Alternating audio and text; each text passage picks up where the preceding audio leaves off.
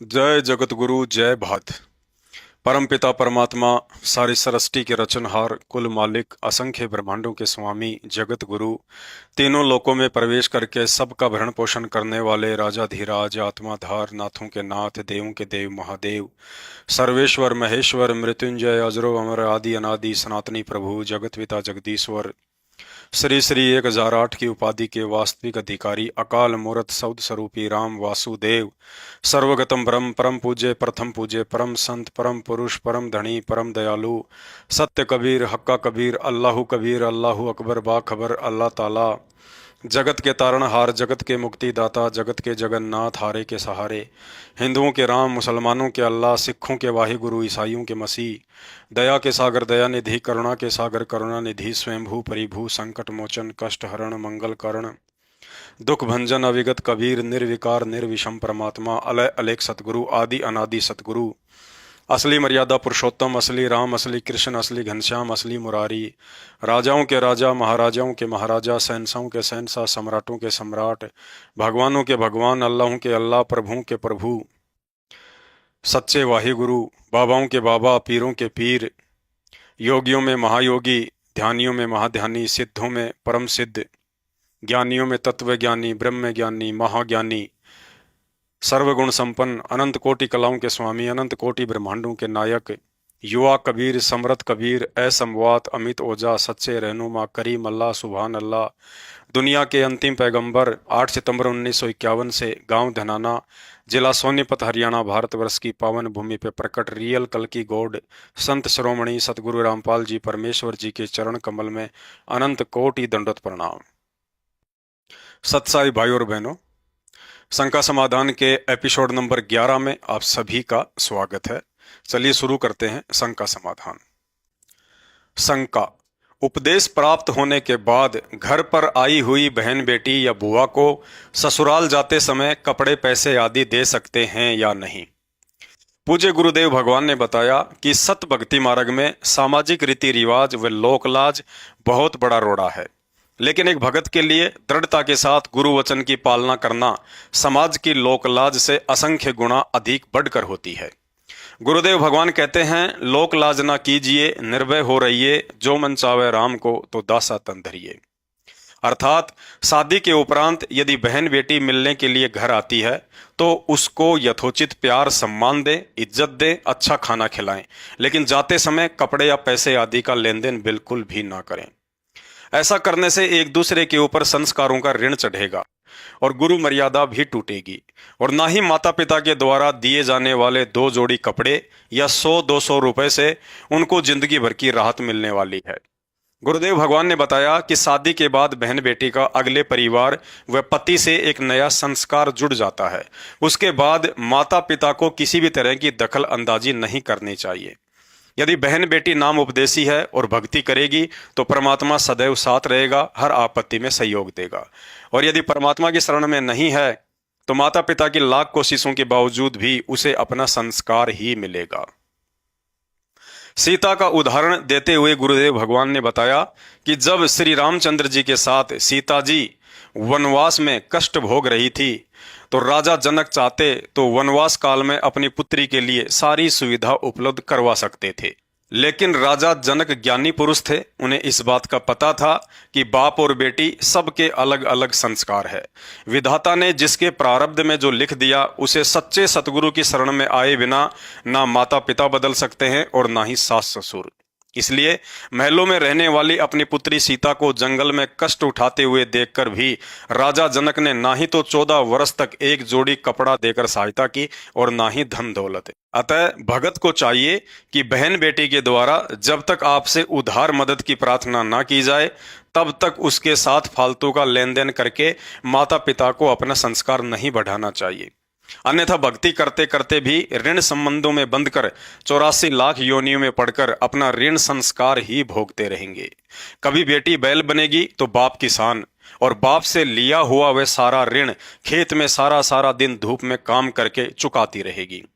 तो किसी जन्म में बाप बनेगा कुम्हार और बेटी बनेगी गधी, और हर बार पीहर से ससुराल जाते समय बाप से लिए जाने वाले उन 2 जोड़ी कपड़े और 100-200 रुपए के बदले अब सारा दिन मिट्टी ढो ढोकर अपना कर्ज चुकाती रहेगी। गुरुदेव भगवान कहते हैं, एक लेवा एक देवा दूतम, कोई किसी का पिता नहीं पूतम, ऋण संबंध जुड़ा सब ठाठा, अंत समय सब बारा बाटा। अर्थात पूर्व जन्मों के इन्हीं ऋण संबंधों के चलते आज हम एक दूसरे के रिश्तेदार बन बैठे हैं।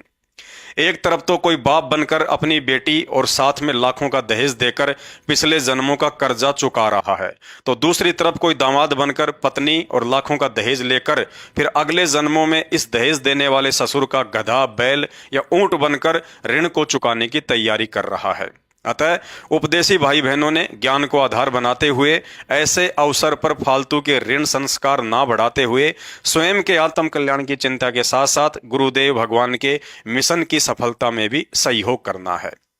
नंबर 1, यदि भगत की बहन, बेटी या बुआ नाम उपदेशी है या अनुपदेशी है और मिलने के लिए कभी कभार घर पर आती है, तो विदा करते समय आपने भूलकर भी कपड़े या पैसे आदि का लेन देन नहीं करना है। यदि साथ में उस बहन, बेटी या बुआ का पति या ससुर है, तो विदाई के समय व्यर्थ के परंपरागत रीति रिवाजों के तहत जुहारी करना, पैसे देना या तिलक आदि करना कुछ भी नहीं करना है। सामान्य तरीके से खुशी खुशी हाथ जोड़कर ही विदा करना है, भले आप कितने ही पैसे वाले क्यों ना हैं। यदि उपदेशी होने के बावजूद भी लोक लाज में आकर या अपनी बेइज्जती महसूस करते हुए आपने सतगुरु की मर्यादा भंग की, तो समय आने पर उस कर्म का दंड भी भुगतना पड़ेगा। ध्यान दें, सन 1994 के आसपास जब गुरुदेव भगवान ने भक्ति मार्ग की शुरुआत की थी, तो उस समय भगत आत्माएं इस तत्व ज्ञान को इतनी गहराई से ना समझ पाने की कमी के चलते इन व्यर्थ की परंपराओं व सामाजिक कुरीतियों से संघर्ष नहीं कर पा रही थी। इसलिए गुरुदेव भगवान ने उन आत्माओं को हल्की सी छूट देते हुए कहा था कि यदि आपकी बहन, बेटी या बुआ अनुपदेशी है और लेन देन के लिए जिद करती है, या फिर आप भगत होने के बावजूद भी लोक लाज या शर्मा शर्मी के कारण उन्हें मना करने की हिम्मत नहीं कर पाते हैं, तो विदाई के समय उन्हें सिर्फ एक जोड़ी कपड़ा दे सकते हैं, लेकिन पैसे का लेन देन बिल्कुल भी ना करें। क्योंकि आपके द्वारा दिए गए पैसे का यदि बीड़ी, सिगरेट, शराब, तंबाकू, मांस आदि में गलत प्रयोग हुआ, तो उसका दोष सीधा सीधा आपको भी लगेगा और साथ में गुरु वचन तोड़ने से मर्यादा भी खंड होगी। लेकिन भाइयों और बहनों, आज गुरुदेव भगवान के द्वारा इतना ज्ञान और समाधान देने के बावजूद भी यदि हम उस 1994 वाले ऑप्शन का नाजायज फायदा उठाते हैं, तो ये बात गुरु जी को दुखी करने के समान है। अतः अनुपदेशी बहन, बेटी या बुआ को प्यार प्रेम से अपनी भक्ति व मर्यादाओं के विषय में समझाना होगा। यदि वो नहीं मानती है, तो फिर आपने भी उनकी जिद के आगे अपने गुरु भगवान के वचन को हरगिज नहीं तोड़ना चाहिए, चाहे वे नाराज हों या खुश रहें। गुरुदेव भगवान कहते हैं, कुल करनी के कारण हंसा गया बिगो, तब यो कुल के कर लेगा जब तू 4 पाया का हो। अर्थात यदि आज हम लोकलाज में आकर इन रिश्तेदारों की जिद व व्यर्थ की परंपराओं के आगे झुककर कल को मरने के बाद जब पशु बनकर कष्ट उठाएंगे, तो उस समय ये रिश्तेदार हमारी क्या मदद कर पाएंगे। मदद तो गुरुदेव भगवान ने ही करनी थी, लेकिन उनको हमने अपनी नासमझी और उन रिश्तेदारों की जिद के आगे मर्यादा तोड़कर नाराज कर डाला। नंबर 2, यदि अनुपदेशी बहन, बेटी या रिश्तेदार जब कभी मिलने आए और साथ में कुछ फल या मिठाई लेकर आते हैं, तो प्रेम पूर्वक उन्हें अपनी भक्ति मर्यादाओं के विषय में बताकर मना करें कि गुरु मर्यादाओं के चलते आपके द्वारा लाई गई कोई भी खाद्य सामग्री ना ही तो स्वीकार कर सकते हैं और ना ही प्रयोग कर सकते हैं, और कहें कि आप मिलने के लिए आ गए हैं, इससे बढ़कर मिठास किसी भी फल या मिठाई में नहीं है। यदि फिर भी काल प्रेरणा से वह रिश्तेदार 2 बातें सुनाकर या नाराजगी जाहिर करते हुए फल या मिठाई को रखने की जिद करता है, तो ऐसी स्थिति में आपने बिल्कुल भी दबाव में नहीं आना है। आप भी प्रेम पूर्वक उन्हें स्पष्ट कहें, यदि आप इन फलों के बदले जितनी इनकी कीमत है उतना पैसा लेना स्वीकार करते हैं, तो ही हम इन्हें स्वीकार करेंगे, अन्यथा बिल्कुल भी नहीं, चाहे नाराज हों या खुश रहें। भाइयों और बहनों, अब हम किसी भी कीमत पर अनुपदेशी व्यक्ति से फ्री में कुछ भी लेकर अपने गुरुदेव भगवान को नाराज नहीं कर सकते। रही बात उनके द्वारा लाई गई मिठाई की, तो मिठाई चाहे देसी घी से ही क्यों ना बनी हो, ना ही स्वीकार करनी है और ना ही गुरुदेव भगवान को भोग लगानी है। यदि वह रिश्तेदार मिठाइयों के बदले पैसा लेना भी स्वीकार करे तो भी मिठाइयां हमने कतई स्वीकार नहीं करनी है, क्योंकि साध संगति से जुड़े हुए भाई बहन बाहर की मिठाई बिल्कुल भी प्रयोग नहीं करते हैं। कभी इच्छा हुई तो घर पर बनाकर गुरुदेव भगवान को भोग लगाकर ही ग्रहण करते हैं। यदि वह रिश्तेदार पैसे भी नहीं लेता है और फल या मिठाई भी वापस नहीं लेता है तो ऐसी स्थिति में भगत को दोष नहीं लगता है, क्योंकि उन वस्तुओं को हमने अपनी तरफ से स्वीकार नहीं किया है तथा उन फल या मिठाइयों को घर के पशु पक्षियों को ना खिलाकर बाहर घूम रहे अन्य पशु पक्षियों को खिला सकते हैं। यदि आप नए नए भगत हैं, ज्ञान को अच्छे से समझ नहीं पाए हैं या ऐसी स्थिति में रिश्तेदारों को मना करने से थोड़ा बहुत कतराते हैं, तो गुरुदेव भगवान ने बताया कि उन फलों को अच्छे से धोकर सर्वप्रथम अपने गुरुदेव भगवान को भोग लगाकर ही ग्रहण करें और रिश्तेदार को भी खिलाएं तथा उन फलों के बदले कुछ 100 या 200 रुपए गुरुदेव भगवान को दंडवत करके दान रूप में संकल्प कर दें, या हो सके तो वह पैसा अपनी मर्यादाओं के विषय में समझाकर उन रिश्तेदारों को दे दें। ध्यान रखें, नए भक्तों के लिए फलों को स्वीकार करने की यह प्रक्रिया सिर्फ पहली बार के लिए है। अब यदि पता चलने के बाद दूसरी बार भी वह रिश्तेदार वही गलती करता है तो आपने किसी भी कीमत पर उनके फल आदि को स्वीकार नहीं करना है। बाकी यह आपके ज्ञान आधार व समझ पर निर्भर करता है कि आपने उन फल या मिठाइयों को खाना है या नहीं। दास तो ना ही हरगिज स्वीकार करेगा और ना ही खाएगा, क्योंकि सच्चे सतगुरु की शरण में आने के बाद सतगुरु की प्रसन्नता के अलावा किसी की नाराजगी या खुशी भगत के लिए कोई महत्व नहीं रखती है। गुरुदेव भगवान ने बताया कि अनुपदेशी व्यक्ति के ऊपर 3 लोक का भार चढ़ा होता है। वह चाहे कितनी ही ईमानदारी या नेक नीति से काम धंधा क्यों ना करता हो, चाहे नशा या मांस का सेवन भी ना करता हो, परंतु पूर्ण सतगुरु की शरण में आकर यदि सच्चे नाम का जाप नहीं करता है तो वह व्यक्ति परमात्मा का अपराधी है। अतः हमने किसी भी सूरत में भावनाओं में बहकर दबाव या लोकलाज में आकर मर्यादा खंडित नहीं करनी है।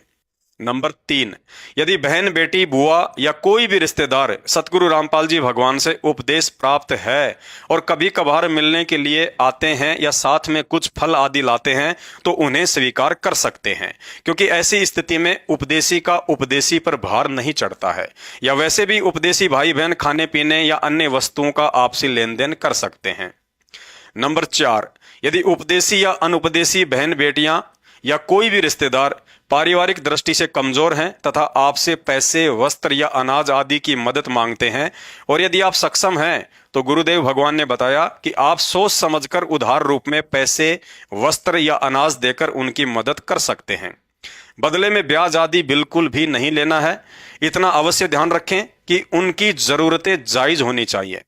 यदि किसी भक्ति या मर्यादा विरुद्ध काम के लिए आर्थिक मदद मांगता है तो नहीं करना है, जैसे मंदिर, मस्जिद, चर्च, गुरुद्वारे आदि का निर्माण, नशीले पदार्थों की दुकान खोलना, राजनीति में प्रयोग करना या कोई भी धार्मिक अनुष्ठान या जागरण आदि रखवाता है तो बिल्कुल भी सहयोग नहीं करना है।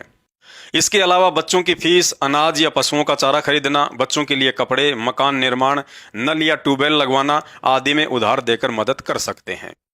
यदि वह रिश्तेदार किसी भी कारणवश आपका उधार का सामान या पैसा समय पर नहीं दे पा रहा है या मना कर देता है तो पैसों को लेकर आपने उनसे मनमुटाव या लड़ाई झगड़ा बिल्कुल भी नहीं करना है। ऐसा करने से भगत की मर्यादा टूटती है और मानसिक तनाव के चलते भजन में भंग पड़ता है। इसलिए उपरोक्त सभी बातों को मद्देनजर रखकर सोच समझकर ही मदद करें, अन्यथा हाथ जोड़कर प्रेम पूर्वक मना कर दें। यदि किसी विशेष कार्य या मजबूरीवश उपदेशी भगत को किसी रिश्तेदारी में जाना पड़ जाता है तो बच्चों के लिए कुछ फल आदि लेकर जा सकते हैं और उस घर में रात्रि विश्राम करना पड़ जाए तो ध्यान रखें, यदि उस घर में मांस या शराब का सेवन होता है तो भूल कर भी अन्न जल ग्रहण ना करें। यदि कोई शराबी या मांसाहारी नहीं है तो ऐसी स्थिति में आप जी भोजन करने से पहले अन्न देव की छोटी आरती व भोजन के बाद अन्न देव की बड़ी आरती या गुरुदेव भगवान को भोग की आरती के साथ भोग लगाकर ही अन्न जल ग्रहण करें। अन्यथा रिश्तेदारी में सुबह जाएं और शाम तक वापस आ जाएं तथा पानी की बोतल साथ में लेकर जाएं तथा रिश्तेदारी से वापस आते समय आपने बहन, बेटी, बुआ या किसी बालक के हाथ में पैसे आदि कुछ नहीं देना है। यदि आपके द्वारा दिए गए पैसे का दुरुपयोग हुआ तो उसमें आपको भी दोष लगेगा और गुरुदेव भगवान का वचन भी भंग होगा। भाइयों और बहनों, हो सकता है आज इस संघर्ष की बदौलत आपको थोड़ा बहुत अपमान या हल्की फुल्की नाराजगी भी सहन करनी पड़ सकती है, परंतु भविष्य में इसका फल बहुत ही मीठा होगा। जब परमात्मा का ज्ञान घर घर पहुंच जाएगा, उस समय यही रिश्तेदार जो आज हो सकता है आपका अपमान कर रहे हों, लेकिन कल को आपके संघर्ष के लिए सम्मान भी देंगे। अतः हर स्थिति में अपनी भक्ति मर्यादाओं को बनाकर रखना है। तो शंका समाधान में आज केवल इतना ही। शंका समाधान के और अधिक वीडियो देखने के लिए हमारे Facebook page Pawan Das is live Manav Dharmi Pawan दास को फॉलो करें। वीडियो अच्छा लगे तो शेयर करें। बंदी छोड़ सतगुरु रामपाल जी परमेश्वर जी की जय हो।